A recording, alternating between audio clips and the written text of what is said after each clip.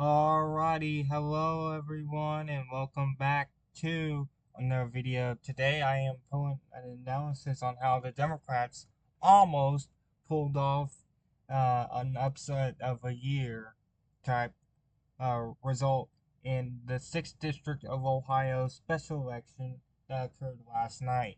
Or when you're watching this, it's probably just happened a few hours ago because it's going to go up at midnight. So on the 12th. So let's get started with my analysis. So I'm going to start with the trend for you. Since 2022, mid 2022, Democrats have almost overperformed every single special election for a House seat. But let's look at the trends so you can see for yourself.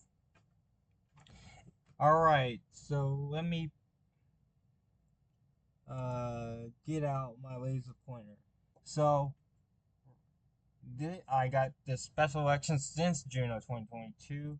So I got the date here, and date and district, the result of the previous general election, the result of the special, and the shift. All right, so June 7th, 2022, we have the previous election was Nunez Arabello. Nunez won by 8.4, and then in the 2022 special to replace Nunez, Conway won 62.1 to 37.9, which is a result of Republican plus 24.2, and it is a shift of 15.8 in the direction of the Republicans.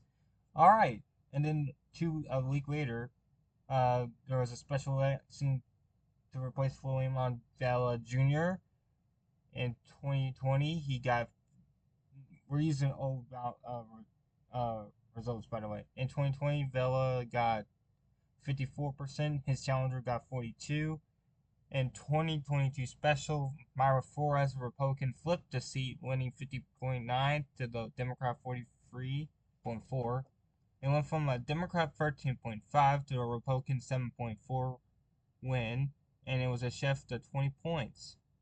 Alright, and then in Nebraska 1, this is the first special after the Dobbs decision. Jeff Fortenberry resigned due to corruption scandal. He won 50.9%. His Democratic challenger won 37.7%.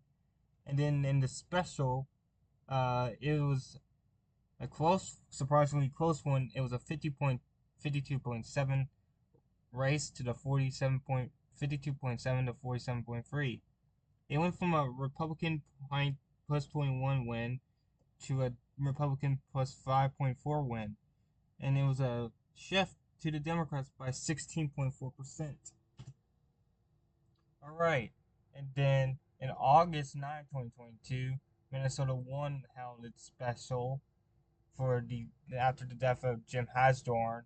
He got 48.6% in 2020. Dan Feehan got 45.5%, and then in 2022, Brian Finstad got 50.7 to his challenger getting 46.8. It was a shift. It was a 3.1 to 3.9. A shift to the Republicans of 0.8. But Finstad was expecting to get close or over the 10% margin that Trump got. So, in many eyes, this was an overperformance. And then, my first on the Alaska special, which I have an analysis video. I'll send it. I'll post it at the end of this video. Uh, Don Young won by 9 points in 2020, and then in the special, Mary Peltola, the incumbent, not the incumbent, the Democratic candidate against Sarah Palin, she won by Peltola won by 3. It was a Democratic pickup in Alaska, and it was a shift by 12 points.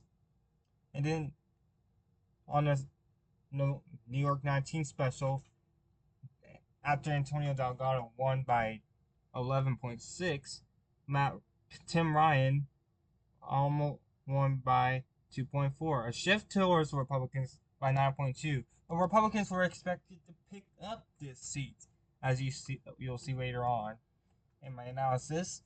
And then on the same day, we had a special for the Tom Reed seat, where Reed won by 16.6.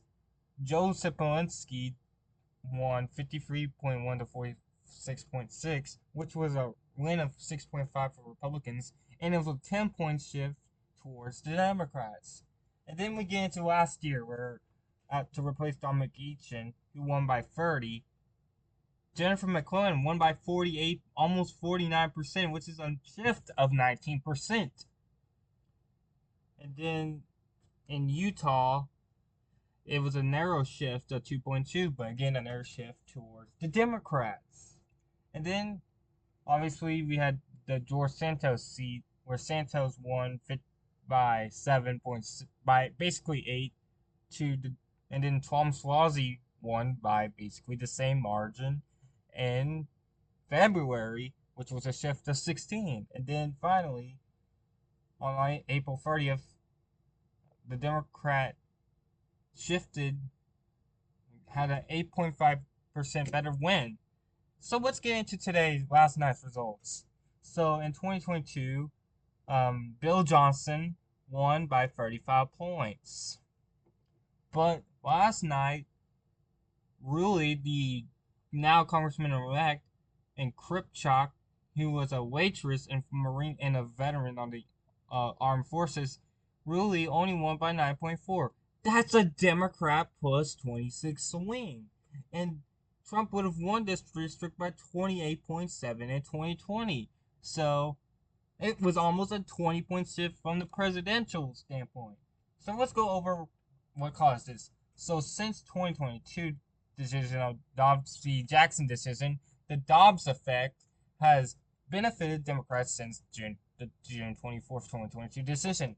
Minnesota 1 was closer than what polls predicted in the 2022 special. The New York 19 special was supposed to be a pickup, and a poll taken that morning had the Republicans up 8 points. As you saw, the Democrats did better in both of these seats. And then, in Ohio, another thing was the turnout and shifts in the deep Republican counties. For example, deep red Harrison County, Ohio, in 2020 voted for Trump by over 50 points. But in last night's election, really carried it by 28.4, almost half the margin. And in a Trump plus 40 county, the Democrat actually won it by 13. That's a 53-point shift, not 63. I messed up there. So, in conclusion, at the end of the day, what made this race shift over 20 points was a combination of the Dobbs effect and Republicans' poor results in the deep red counties along the West Virginia border. Alright, so thank you guys so much for watching this video. Please like and subscribe down below, and I'll see you guys later. Goodbye.